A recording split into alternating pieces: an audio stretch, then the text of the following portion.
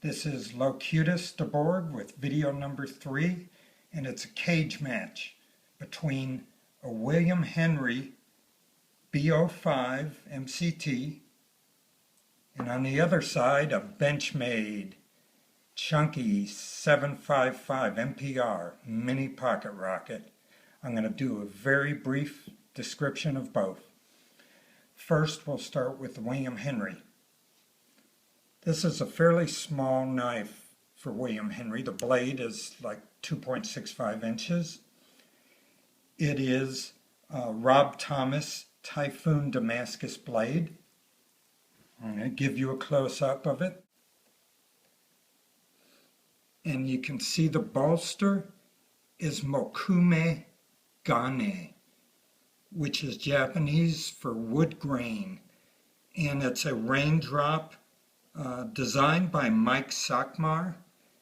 And if you look closely, you see the entire bolster and liner is made of a solid piece of Mokume Gane.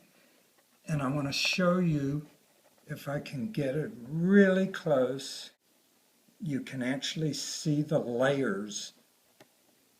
There's like 50 layers on each bolster side of copper and stainless steel and nickel. And it's acid etched to show the layers just like Damascus. And the entire bolster is made of it, including the lining that you can see. The scales are carbon fiber. And this weighs a couple ounces. So that is William Henry, known for high quality and jewelry-like precision. And we're going to move to the big boy.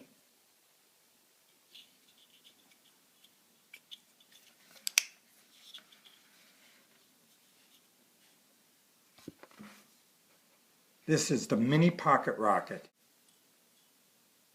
There we go.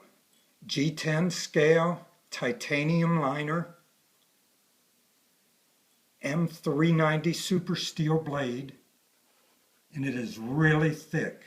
Light, please.